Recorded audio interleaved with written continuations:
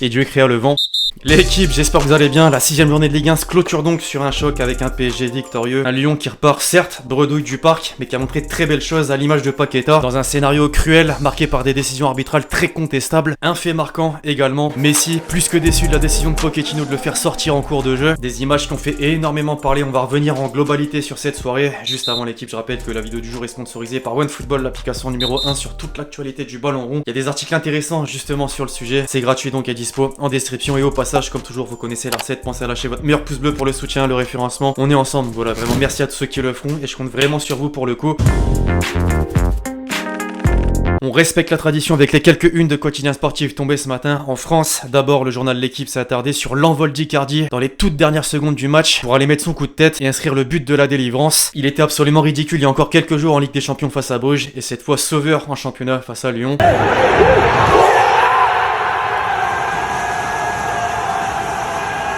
Le football va très vite, le Parisien met également son point d'honneur sur l'Argentin, mais surtout sur l'essentiel, sans franchement briller, les Parisiens enchaînent une 6ème victoire en 6 matchs, le sans faute. Forcément beaucoup plus de déception dans les colonnes du progrès qui pointent très largement et logiquement du doigt l'arbitrage pour le pénalty accordé à Neymar qui offre le premier but parisien. Néanmoins, les Lyonnais avec Guimarães et Paqueta ont failli déjouer les pronostics. Les deux milieux au cœur du jeu ont d'ailleurs eu le droit à leurs compliments pour leur grande prestation. Guimarães en maître du milieu, le travail d'orfèvre de Lucas Paqueta. Inévitablement, les deux ont pris les meilleures notes, un 8 pour l'un, un 7 pour l'autre. Petite mention à Jérôme Boateng en défense, à Neymar en face, Messi sur la première mi-temps notamment, ou encore Herrera. À l'étranger en revanche, rien de ce qu'on a pu voir jusque là. La sortie de Messi a bien plus attiré l'attention. En Espagne déjà, Marca accorde à l'événement un morceau de sa première page et va carrément jusqu'à évoquer un remplacement qui va beaucoup faire parler. Les copains de chez As entrent carrément dans la polémique. Messi se fâche avec Pochettino et c'est déjà l'une des images de la saison. Même chose en Catalogne, Mundo Deportivo rappelle le manque d'efficacité de la MNM, le nouveau trio, et se penche sur la mine affichée par le bonhomme. Le visage de l'Argentin parlait de lui-même, refusant de serrer la main de son entraîneur, tout en reconnaissant quand même que son niveau de jeu affiché en seconde période était moins élevé qu'en première. Au pays, on s'est donné à cœur joie de relayer une stat en particulier qu'a balancé le très célèbre Opta. Depuis 2010, Messi a disputé 371 matchs de Ligue 1 en tant que titulaire et n'a été remplacé qu'à 17 reprises. En lien, pour la comparaison avec le PSG, il aura seulement fallu attendre sa première titularisation en championnat pour le voir quitter la pelouse avant la fin du match. Inédit, insolite, inexplicable, des termes repris jusqu'en Argentine avec le réputé Olé. Sur le site du média, presque une dizaine d'articles sont consacrés à la seule sortie de Messi. Qu'importe qu'il ne soit pas à son meilleur niveau de jeu pendant 20 minutes, car il est toujours à l'affût. En attendant le moment, son moment, c'est pourquoi le meilleur joueur du monde ne peut pas être remplacé, jamais. Sans compter l'absence de réaction sur le but de la victoire d'Icardi, également relevé.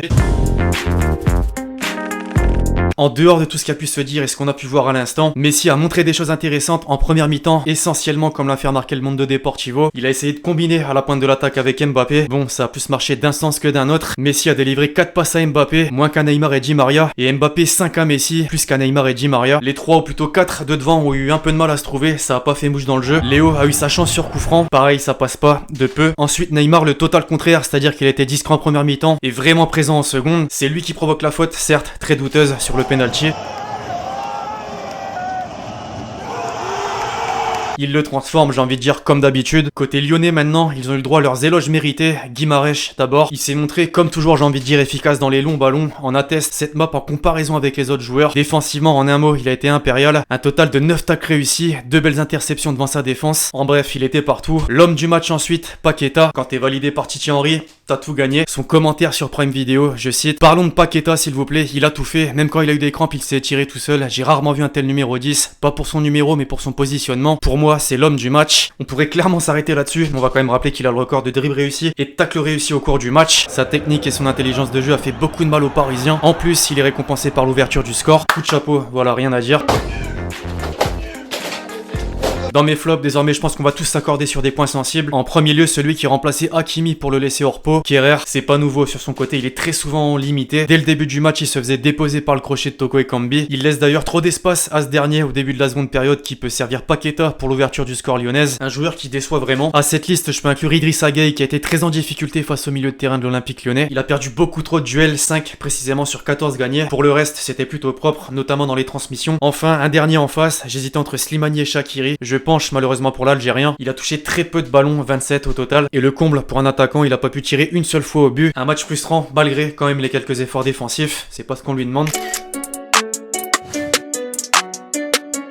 Alors après avoir bien vu que Lyon est très loin d'avoir démérité, malgré la défaite, revenons sur ce fait de jeu qui a eu une incidence directe sur le scénario du match. Ce penalty sifflé par Turpin est finalement transformé par Neymar. Y avait-il vraiment faute? Pas faute, la question se pose clairement quand on voit les images. À l'arrêt comme au ralenti, petite rétrospection, le Ney fait d'abord une feinte de frappe, crochette, Gusto se jette dans le vide, le ballon touche le haut de sa cuisse, revient dans les pieds de Neymar, les deux tentent comme ils peuvent d'être le premier dessus, Neymar prend l'avantage mais en tirant d'abord le maillot de la main gauche et en mettant ensuite le bras droit autour du cou de Gusto pour le maintenir vers le bas. C'est donc une faute, la VAR dit rien, la suite on la connaît. Alors c'est toujours délicat de prendre ou pas parti, là je pense que même un Parisien peut constater et dire que la décision est plutôt douteuse, beaucoup en tout cas partagent cet avis sur les réseaux, jusqu'à l'un des principaux concernés, le président Olas qui jugeait hier que ce penalty est une aberration et que c'est pas normal. Quelques heures plus tard, ce matin rebelote, Fédération Française de Football LFP, il est temps pour l'arbitrage du foot de faire sa révolution, d'être transparente. La seule solution est d'avoir comme au rugby des arbitres avec micro ouvert, tout comme les échanges VAR. Pourquoi refuser de voir la double faute de Neymar qui entraîne la chute de Gusto? Ce qui peut être une bonne chose, on va pas se mentir.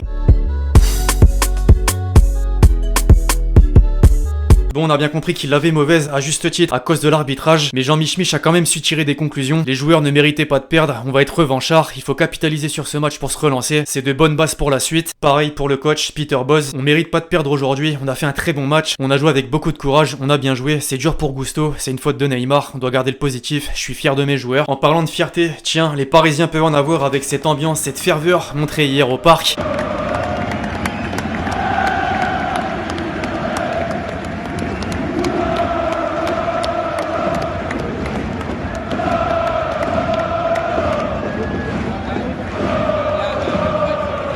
Tifo, banderole, drapeau, fumigène, chant, tout y était, jusqu'à faire danser Neymar devant le virage Auteuil après le match.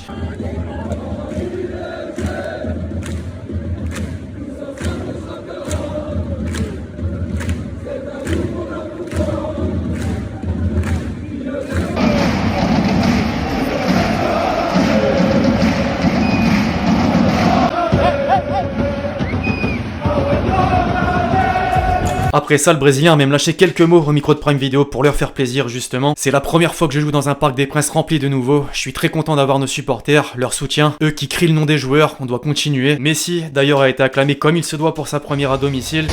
Et numéro 30, son premier match là, Léo. Bon, évidemment on a tous vu la même chose, il y a eu des phases, quelques actions qui auraient pu faire exploser le Parc des Princes comme ce coup franc. Et finalement, le moment qui fait débat, la décision un peu incompréhensible de Pochettino.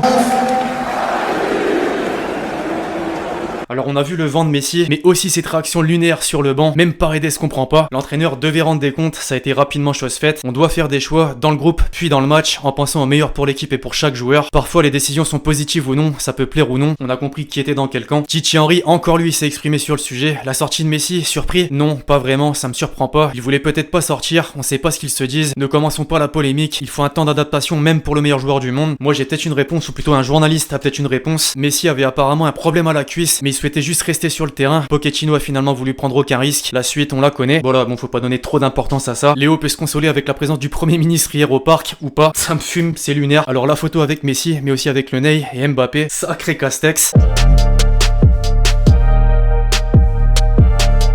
Avant de clôturer la vidéo, comme toujours, le petit tour sur Twitter. Les bookmakers avaient suffisamment de matière pour sortir des masterclass. Unibet en premier lieu, Lucas Paqueta ce soir, il était partout. BetClick ensuite, c'est pas possible, Pochettino il a appuyé sur R2X sans faire exprès. Le remplacement qui fait débat. Inévitablement Winamax sur les codes de Turpin. But de Turpin, 3-1 pour le PSG. Clément Turpin siffle la fin du match. Un homme se fait tirer dessus en pleine rue à Lyon. Penalty pour le PSG selon Clément Turpin. Il est trop fort. Cristiano Ronaldo, 77 buts en 24 matchs depuis son retour à Manchester United. Lionel Messi valide MHD en story Instagram. Ça tire quand même à balles réel sur le principal concerné. Pied carré, tiens, ce que Lyon pensait recruter au Milan AC, ce qu'ils ont eu. Kaka, la légende, c'est clair, rien à dire sur ce recrutement en particulier. Bon, après Paqueta, Messi, Pochettino, lui, pour le coup, mis dans la sauce. Victoire, mais demain, quand Messi va aller voir Nasser, Maurizio Pochettino va attendre à l'ouverture du Pôle emploi. Ce montage est incroyable. Scarsu Pochettino sur sa tablette après avoir sorti Messi. Welcome to Uber Eats. Oh là là. Pochettino demain à la première heure en train d'écouter la réunion entre Leonardo et Nasser sur son sort après avoir remplacé Messi. Le petit coup d'œil en Sun Sun. Messi entre les mains de Pochettino. La Bugatti à côté d'un mobil-homme ou l'équivalent. Enfin, dis-moi que tu sers à rien sans me dire que tu sers à rien. La VAR, ça je pense que tout le monde s'accorde là-dessus. Bref, voilà l'équipe, c'est tout pour cette vidéo après cette victoire du Paris Saint-Germain face à l'Olympique Lyonnais pour le compte de la 6ème journée de Ligue 1. J'espère que vous l'avez kiffé, je compte sur vous, c'est le cas, pour lâcher votre meilleur pouce bleu. Dites-moi en commentaire votre ressenti justement sur tout ce qu'on a pu voir aujourd'hui, sur ce qui s'est passé hier. D'ici là, on se retrouve très vite sur la chaîne pour de nouvelles vidéos. C'était Lexchi. Ciao ciao.